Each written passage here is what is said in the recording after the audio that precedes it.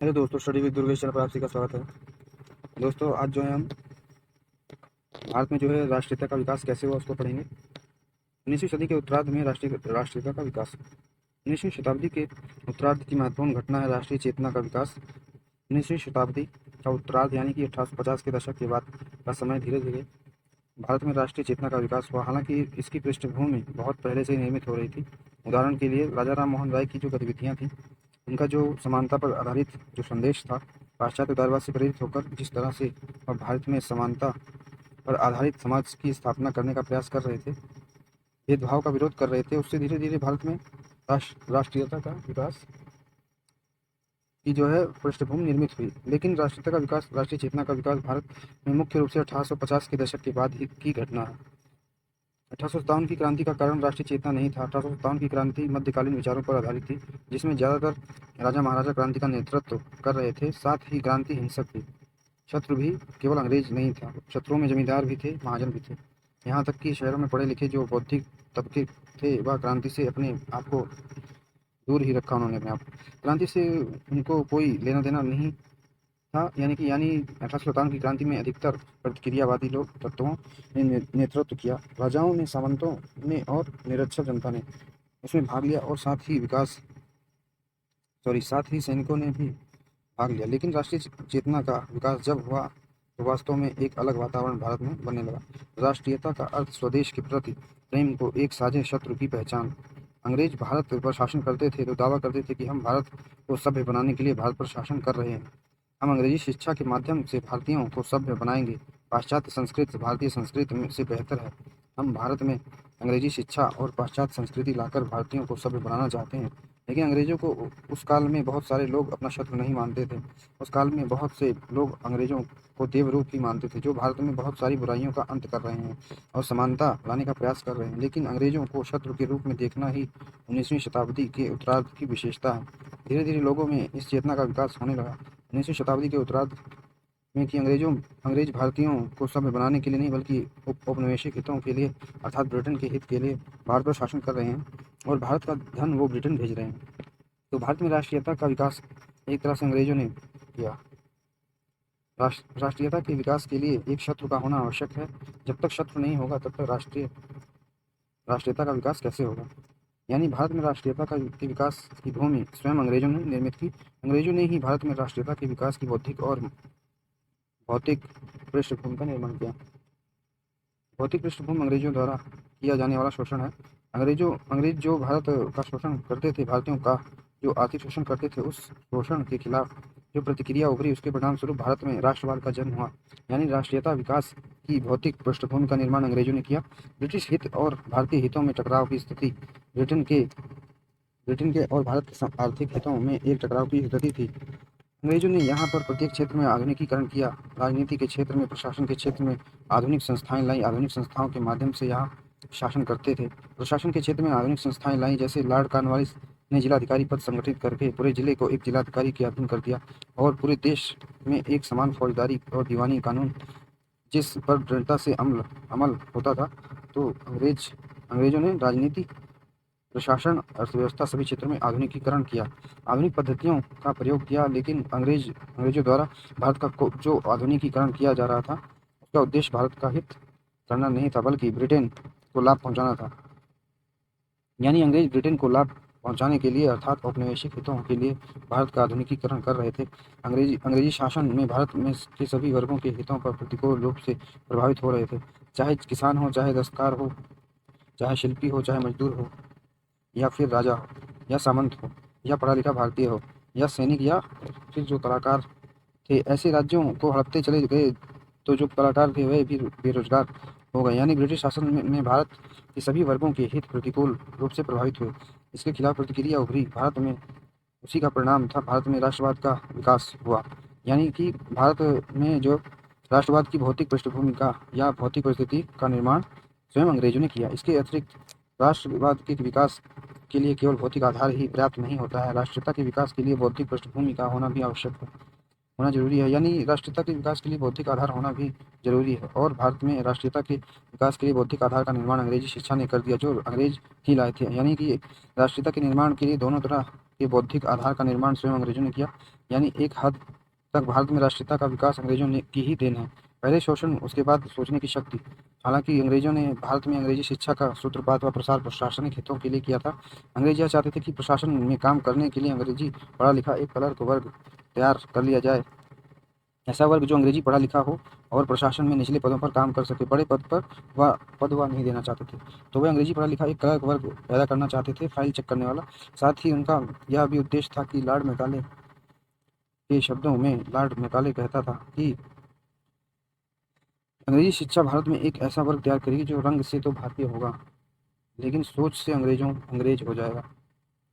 Macaulay का सोचना काफी हद तक सही था। उस जमाने में बहुत से अंग्रेजी पढ़े लिखे लोग होते थे जो भारतीयों को असभ्य और मूर्ख समझते थे, ठीक वैसे ही जैसे अंग्रेज समझते थे। कोट पहनकर, हैट लगाकर, सिगरेट पीते हुए सड़कों पर चलना और खेतिहर मजदूर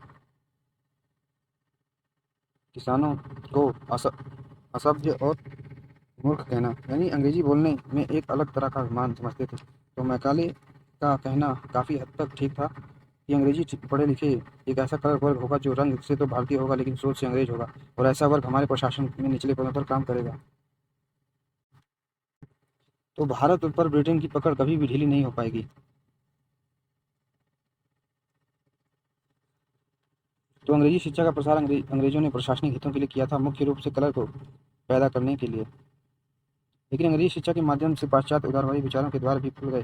भारत के लिए लोगों ने अंग्रेजी पढ़ा, अंग्रेजी के माध्यम से पाश्चात्य साहित्य पढ़ा, और पाश्चात्य साहित्य के माध्यम से जो पाश्चात्य दार्शनिक थे, पाश्चात्य विचारक थे, उनके उदारवादी विचारों से भी भारतीय परिचित हुए। अंग्रेजी शिक्षा में शिक्षित जो नवशिक्षित वर्ग था वह उच्च शिक्षा ग्रहण करने के लिए ब्रिटेन गया। उस जमाने के जो अमीर घरों के छात्र होते थे वह पढ़ने के लिए इंग्लैंड चले जाते थे। तो इंग्लैंड में जाकर वो लोग देखते हैं कि यहाँ पर तो लोगों के पास बहुत अधिक अधिकार हैं, और लोगों के पास जो है प्रत्येक प्रकार का अधिकार है। सरकार द्वारा लोगों पर निरंकुशता नहीं लगाई जाती है, और समाज में एक तरह की समानता है, ऊंच नीच का भेदभाव नहीं है। प्रजातंत्र और लोकतंत्र के आधार पर इनका देश चल रहा है। लोगों के पास पर्याप्त आर्थिक शक्ति है। तो वहाँ पर जाकर उन्होंने खुला समाज देखा, तो वह भारतीय समाज और इंग्लैंड के समाज की तुलना करने लगे और सोचने लगे कि ये तो वही अंग्रेज हैं जो हमारे यहाँ शासन करते हैं, और अपने यहाँ तो कुछ और हमारे यहाँ कुछ और, यहाँ कितना भेदभाव बढ़ता जाता है। और वापस लौटने पर उन्हें सोचने पर मजबूर होना पड़ा कि भारतीयों के अधिकार तो कुछ भी नहीं है, ब्रिटिश शासन के सामने तो यहाँ भारत के अधिकार तो शून्य के बराबर है। इस तरह से लोग इंग्लैंड से लौटे, उच्च शिक्षा हासिल करके उन्हें अंग्रेजी साम्राज्यवाद का विरोधाभास अखरने लगा। इस तरह से राष्ट्रवाद के विकास का बौद्धिक और भौतिक विकास के लिए अंग्रेज ही उत्तरदायी थे। भारत में राष्ट्रीय चेतना का तीसरा कारण धर्म और समाज सुधार आंदोलन भी एक प्रमुख कारण था। इसने भारत में उर्वर पृष्ठभूमि का निर्माण कर दिया। 19वीं शताब्दी के प्रथमार्ध, यानी कि प्रथमार्ध जो अर्थात 1850 से पहले ही पाश्चात्य शिक्षा से युक्त शिक्षित भारतीयों ने समाज और धर्म सुधार का काम प्रारंभ किया। यानी भारत में समाज और धर्म सुधार का काम प्रारंभ उन्हीं लोगों ने किया जो अंग्रेजी शिक्षा प्राप्त कर चुके थे। इसके परिणाम स्वरूप समाज में कुछ विशेष संस्थाओं की स्थापना प्रारंभ हुई, जैसे ब्रह्म समाज, आर्य समाज, प्रार्थना समाज, थियोसोफिकल सोसाइटी, रामकृष्ण मिशन। तो इस तरह की प्रगतिशील संस्थाओं की स्थापना हुई। तो इस तरह से इन प्रगतिशील संस्थाओं ने लोगों को पाश्चात्य विचारों से अवगत भी कराया और सोचने पर मजबूर भी किया। वास्तव में 19वीं शताब्दी का जो समाज था वह तमाम तरह के पिछड़ेपन से ग्रसित था। ऐसे में राष्ट्रीयता की बात भी करना बेईमानी थी। उन्हें राष्ट्रीयता का मतलब समझाना मुश्किल था।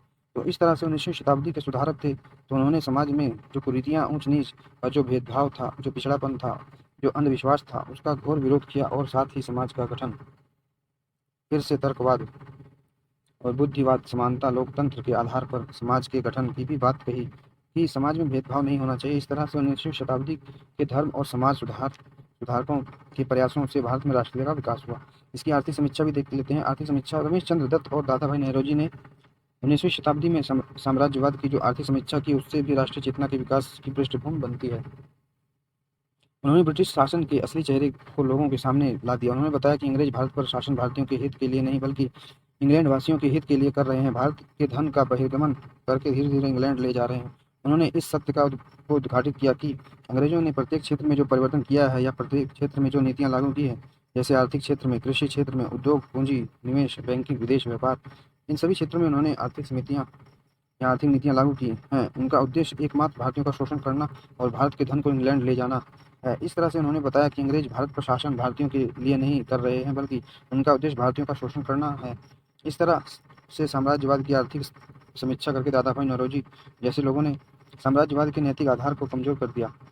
इस नैतिक आधार इसका नैतिक आधार यह था कि अंग्रेज भारत पर शासन भारतीयों के सब को सभ्य बनाने के लिए कर रहे हैं। जब यह भ्रम भारतीयों का टूट गया तो इस तरह से आर्थिक समीक्षा करके उन्होंने साम्राज्यवाद के नैतिक आधार को ही कमजोर कर दिया। इससे भारत में विदेशी शासन के प्रति घृणा और स्वदेश के प्रति प्रेम का विकास हुआ और राष्ट्रीय चेतना के विकास की पृष्ठभूमि निर्मित हुई। अंग्रेजों द्वारा देश का राजनीतिक, प्रशासनिक और आर्थिक एकीकरण। अंग्रेजों ने एक कार्य बहुत अच्छा किया जो भारत को राजनीतिक रूप से एक सूत्र में बांध दिया। अंग्रेजों के आने के पहले भारत अलग अलग व छोटी-छोटी देशी रियासतों में बँटा हुआ था, यानी कि अवध की जनता हैदराबाद की जनता से कोई लेना-देना नहीं था। ना ही एक दूसरे की गतिविधियों में कोई खबर भी मिल पाती थी। अंग्रेजों ने पूरे भारत को एक राजनीतिक, प्रशासनिक और आर्थिक सूत्र में बांध दिया। अंग्रेज जब भारत आए तो उन्होंने साम्राज्यवादी विस्तार के माध्यम से मौर्यों और मुगलों से भी बड़े साम्राज्य की स्थापना की। पूरे देश को एक राजनीतिक सूत्र में बांध बांधा, यानी कि पूरे देश में एक तरह की राजनीतिक संस्थाओं की स्थापना की। इसके अलावा पूरे देश में एक तरह की प्रशासनिक संस्थाओं की स्थापना की। पूरे देश को उन्होंने जिलाधिकारियों के माध्यम से एक प्रशासनिक सूत्र में बांध दिया। हाँ, और इसी तरह से एक तरह की आर्थिक व्यवस्थाएं लागू की, चाहे वो कृषि के क्षेत्र में हो या उद्योग के क्षेत्र में या फिर वित्त के क्षेत्र में या फिर पूंजी निवेश के क्षेत्र में। तो इस तरह से अंग्रेजों ने एकीकरण किया। पूरे देश में एक तरह की न्याय व्यवस्था लागू की थी। पूरे देश में वह लिपिबद्ध यानी लिखित फौजदारी और दीवानी कानून था जिन्हें दृढ़ता से अमल होता था। जिन पर जवाहरलाल नेहरू ने कहा था कि एक समान प्रशासन का अर्थ है कि एक समान पूरे देश में अंग्रेजों के खिलाफ नफरत का विकास। पूरे देश में अंग्रेजों ने एक समान प्रशासन स्थापित किया, उसका परिणाम हुआ कि पूरे देश में एक समान नफरत का या घृणा का विकास। इसके अतिरिक्त व्यापारिक व प्रशासनिक आवश्यकताओं में अंग्रेजों ने देश में परिवहन साधनों का विकास किया, संचार के साधनों का विकास किया। परिवहन साधनों के अंतर्गत रेलवे का विकास किया और पक्की सड़कें बनवाई। संचार के साधनों के अंतर्गत उन्होंने डाक सेवा और तार व्यवस्था का विकास किया। वास्तव में रेल व्यवस्था, डाक तार व्यवस्था, पक्की सड़कों इन सभी चीज़ों को पूरे देश को एक सूत्र में बांधने का कार्य किया। भौगोलिक दूरियों का महत्व घट गया। एक स्थान से दूसरे स्थान तक जाना आना सुगम या आसान हो गया। दूर दराज के लोग एक दूसरे से घुलने मिलने लगे। वास्तव में भौगोलिक दूरियों का महत्व तो कम हुआ ही, लोगों के घुलने मिलने से एक सामान्य समझ का विकास हुआ, एक जनमत का भी विकास होने लगा। अंग्रेजों के खिलाफ एक जनमत बनने लगा। परिवहन संचार के साधनों के विकास से इससे भी राष्ट्रीय चेतना की पृष्ठभूमि निर्मित हुई। अगला कारण लॉर्ड लिटन और कर्जन की प्रतिक्रियावादी नीतियां। 19वीं शताब्दी के उत्तरार्ध के आते आते भारत में राष्ट्रीय चेतना का विकास तेजी से हो रहा था। लोग अंग्रेजों को अपना शत्रु समझने लगे थे और अपने साझे हितों को समझने लगे थे कि भारतीयों को के साझे हित क्या हैं। परिणाम यह हुआ कि लॉर्ड लिटन और कर्जन जैसे जनरलों ने उभरती हुई राष्ट्रीयता को कुचलने का प्रयास किया।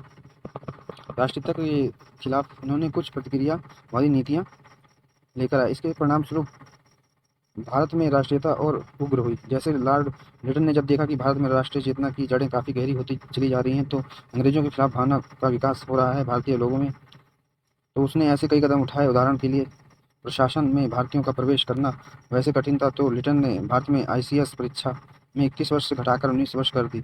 19 वर्षीय भारतीय बालक की ICS में प्रवेश कर पाना और कठिन हो गया, संभावनाएं और कम हो गई। इसके अलावा 19वीं शताब्दी के उत्तरार्ध में जो देशी समाचार पत्र थे वो अंग्रेजों के खिलाफ काफ़ी जहर उगलते थे, तो देशी समाचार पत्रों को नियंत्रण में लाने के लिए उसने भारतीय भाषा समाचार पत्र अधिनियम 1878 में पारित किया। लॉर्ड लिटन ने इसके माध्यम से लिटन ने यानी देशी समाचार पत्रों पर प्रतिबंध लगाने के लिए वर्नाक्यूलर प्रेस एक्ट 1878 ईस्वी में लाया गया। इसके तहत जिलाधिकारी यानी दंड नायकों को आदेश दिया गया था कि जो भी देशी समाचार पत्र अंग्रेजों के खिलाफ जहर उगले उसके प्रेस को तुरंत जब्त कर लो। इससे भी भारतीयों को काफ़ी धक्का लगा, क्योंकि विचारों का अगर प्रवाह नहीं होगा तो फिर हलचल उसके खिलाफ होगी ही होगी। इसके अतिरिक्त 1877 में दक्षिण भारत में बहुत भीषण अकाल पड़ा हुआ था। उसी समय में उसने महारानी का स्वागत करने के लिए दिल्ली में बहुत ही भव्य दरबार का आयोजन किया और काफ़ी रुपए खर्च किए। एक तरफ दक्षिण भारत में अकाल पड़ा है, लोग भूखे मर रहे हैं, और इसी समय 1877 में उसने दिल्ली दरबार का आयोजन इंग्लैंड की महारानी के स्वागत के लिए किया। इससे भी लोगों में काफ़ी आक्रोश पनपा। इसके अलावा लॉर्ड लिटन ने शस्त्र अधिनियम पारित किया। शस्त्र अधिनियम के माध्यम से उसने भारतीयों को शस्त्र रखने के अधिकार से वंचित कर दिया। यह प्रावधान किया गया कि अब भारतीय शस्त्र नहीं रखेंगे, जबकि उस समय या उस जमाने में इतना खतरा रहता था कि लोग शस्त्र रखना पसंद करते थे।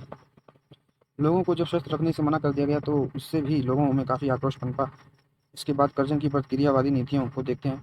20वीं शताब्दी के प्रथमार्ध में अर्थात 1904 या 5 का समय बंगाल राष्ट्रीय चेतना का गढ़ था। बंगाल के विश्वविद्यालय राष्ट्रीयता के विकास के केंद्र बन गए थे। वहाँ पर पढ़े लिखे युवा निकलते थे, अपने अधिकारों को समझते थे और ब्रिटिश शासन के विरोध को लोगों तक पहुँचाते थे। तो बंगाल के जो विश्वविद्यालय थे राष्ट्रीयता के उद्भव के केंद्र बन गए थे एक तरह से। तो ये इस तरह से बंगाल में विश्वविद्यालयों पर प्रतिबंध लगाने के लिए लॉर्ड कर्जन ने 1904 में विश्वविद्यालय अधिनियम पारित किया। इसके तहत कर्जन ने विश्वविद्यालयों पर सरकारी नियंत्रण को और अधिक बढ़ा दिया। यानी विश्वविद्यालयों में कौन सी गतिविधियां होंगी, कौन सी नहीं होंगी, इसका निर्धारण ब्रिटिश भारत सरकार करेगी। इसके बाद जब इतने से भी वह बंगाल के राष्ट्रीयवाद को दबा नहीं पाया तो लॉर्ड कर्जन ने 1905 में बंगाल का विभाजन कर दिया। उसके बंगाल के विभाजन का उद्देश्य था हिंदू मुस्लिम में फूट डाल दो।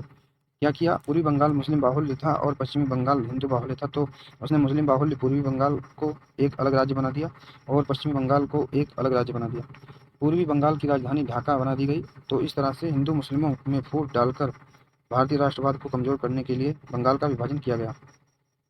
तो वास्तव में लॉर्ड लिटन और लॉर्ड कर्जन की प्रतिक्रियावादी नीतियों ने भारत में राष्ट्रवाद के प्रसार को और अधिक उग्र बना दिया। यानी ब्रिटिश कठोरता ने राष्ट्रीय चेतना को और अधिक शक्ति दे दी। जितनी ज़्यादा ब्रिटिश कठोरता बढ़ती गई राष्ट्रीयता के खिलाफ, राष्ट्रीय चेतना उतनी ही अंग्रेजों के खिलाफ मुखर होती गई।